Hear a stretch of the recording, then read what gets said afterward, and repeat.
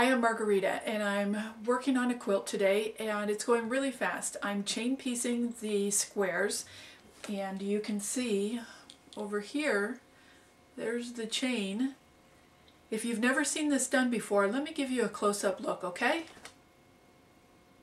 And if you're new to chain piecing, you can use a 1/4 inch foot if you'd like. Start on the fabric and bring the feed dogs up. Is always helpful.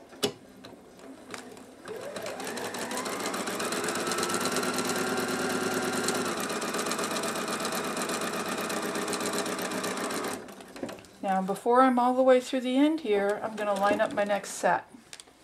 And again, you could have always watched a TV show or listened to some music and did that portion. So I'm just going to keep feeding them right on through.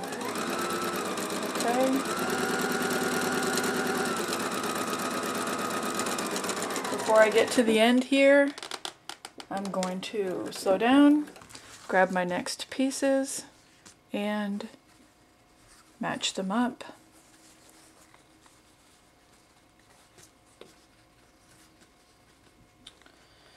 Looking for my little V right there, and keep right on going.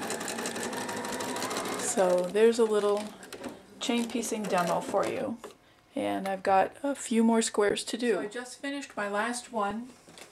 I'm going to snip the threads and you can see here's all the pieces of my quilt. And all I have to do now is snip the little bits of thread between them, just like that. And then I'm going to go press them. When I'm making a quilt, I press at every stage. So when I sew a seam, I go to the iron and my pressing pad and I press it. Now there's a world of difference between ironing and pressing. I'd like to show you. So here's a pile of the squares that I sewed together with my little chain piecing demo.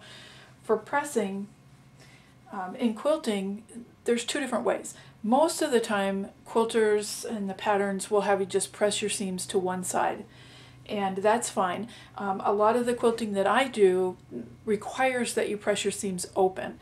So it can be a matter of preference or it can be specific to the design of the quilt that you're working on. So what I'm going to do, open the seam up very gently with a little bit of a finger press just so that I can get the iron in there. I'm not pushing on anything, not pulling, no stretching. All right.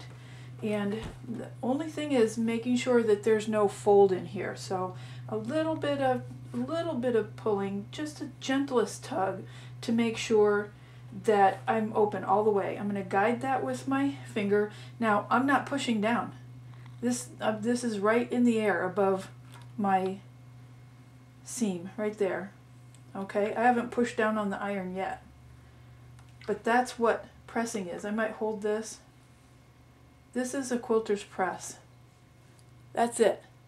None of this back and forth, side by side. If you do that, you're going to distort your quilt block. And I cannot tell you how many times I have seen quilters heartbroken.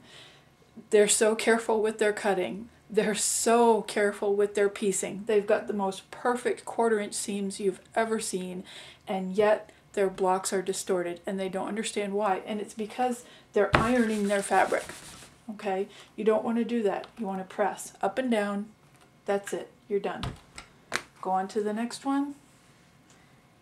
Open up the seam or press it to the side, whichever it's going to be. Only making sure that you're not creating a fold down at the seam level. The iron is 1/4 or 1/8 of an inch off the fabric. All right? And then press. That's it. Don't move the iron while it's pressing.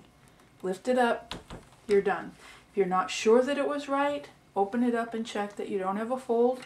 You can press from that side too, if you want to, but don't move the iron. Lift up and down. That's it. That's a quilter's press. I'm Margarita McManus. This is the quilt book my daughter and I wrote together. The next page is going to have my website and blog on it. I'd be so thrilled if you'd come by my blog and website and say hi. If you've got any questions at all about quilting, I'll help you the best that I can. And thank you very, very much for watching my videos.